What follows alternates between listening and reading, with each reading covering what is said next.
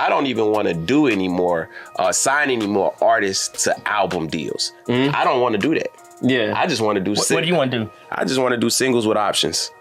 Hey, and I want to step with them. I mean, that's basically what the music business has evolved into. Right. So, you know, one of the biggest obstacles artists face in the music game is access. Getting access to the people that can make it happen, or access to the information and resources you need to get to the next level. That's the key. That's why you need two of the biggest in the game on your side. Introducing J.R. McKee, Boomman. Welcome to the real industrial plug. You heard me?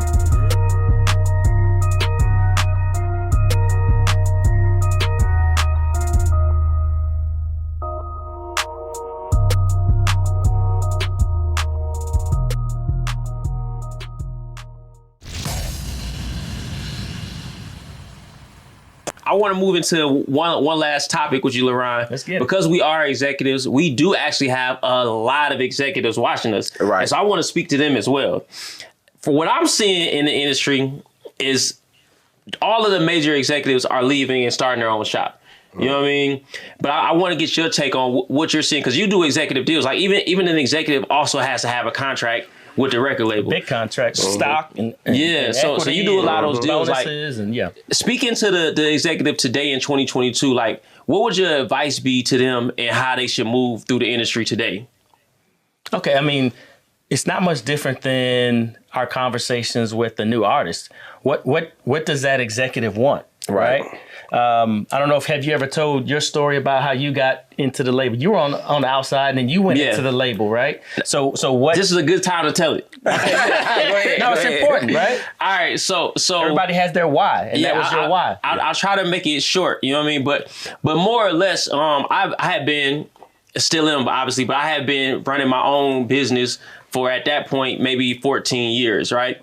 And I wanted to work inside a label for a couple of reasons, but one of the main reasons was I wanted to see the inside of it. I wanted to see, like, okay, what do they have that's so special? Right. You know what I mean? What are they doing that's so special? And so me and Leron talked, and I explained to him what I wanted to do. And so we went out and got job offers. I got 3 offers. 2 of them were for A&R, because I've always been known as an A&R more than anything. You know what I mean? Just streaming thing is a recent thing. This is the last 2-3 years. But that's dope. Everybody's always known JR. I knew where it was going, though. Yeah, everybody always known JR as an A&R. So I got 2 job offers as an A&R, and I got 1 as a streaming executive. The official title was head of digital sales and revenue, and I coined it streaming executive. You know what I mean? That's dope. My official title was head of digital sales and revenue. And so I was talking to Leron about this. This was the lowest paying out of them. The other ones were going to pay me, I won't say much more, but in those numbers, it was significantly more, right? Okay. You know what I mean? And so Leron talked to me. He said, listen, man, if you can succeed at this streaming thing, you can open up many more doors for you. He's like, you already know how to be an A&R. He was like, if you're going to take an A&R job, you're not going to learn anything. Right. You're just going to do what you do for them. He was like, if you take this, he's like, in 2 years from now, you can leave and go work for Google. You can leave and go work for so many people if you take this job. And so Leron talked me into taking it.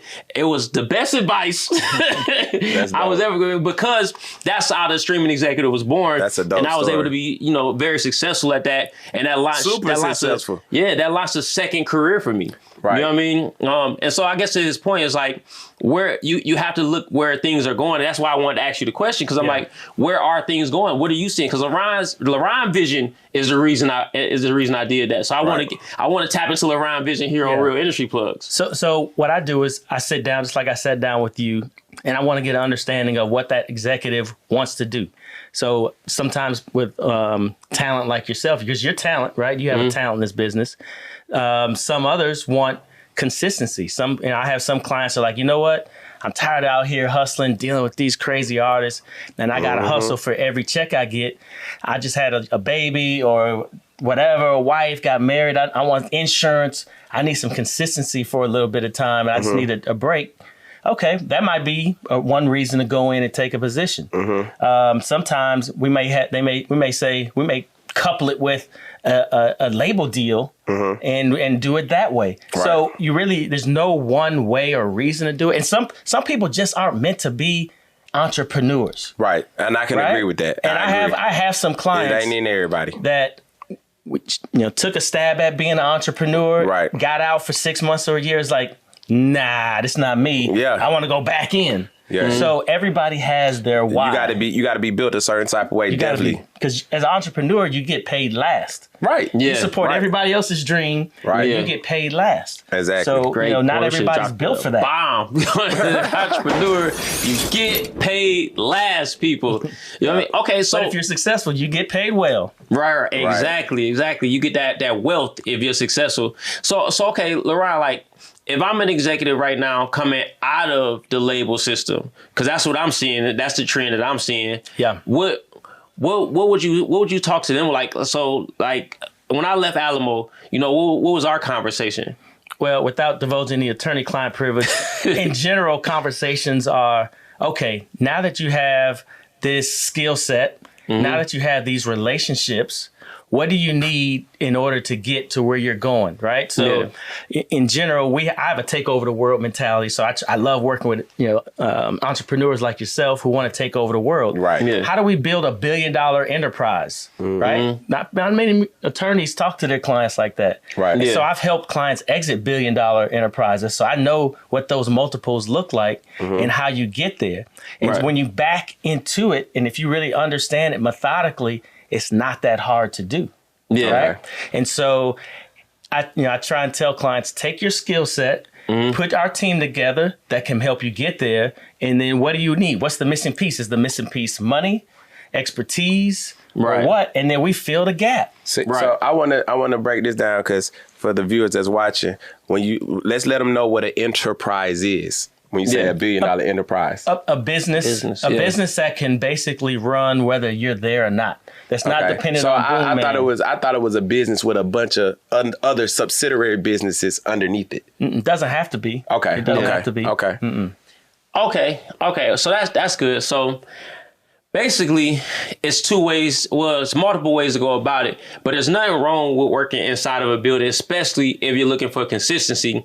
And they get paid well. Their bonus structure, equity, they get paid well. Okay. And then on the flip side of that, if you're open to being an entrepreneur, you can create that wealth, but it comes down to puzzle solving. What pieces am I missing that I need in place for this business to become a 9-figure business or become a 10-figure business? And that's what me and Boom do every day. Right. You know what I mean? We People puzzle don't solve realize every day. you guys take hella risk. Yeah. I mean, I you don't couldn't know even about imagine. Boom, but I know JR You has could- put up hundreds of thousands of dollars to help other people fulfill their dreams. Right. He could take that money and retire and be chill, cool. Man, I put millions, and I Yeah. could have put it in my kids. Right. Yeah. For show, for people to talk noise. Trust me, like, but I get it though. You get where I'm coming from. I get it. You don't understand the business. You feel me? Yeah. And so, but it's definitely high risk, a lot of scrutiny,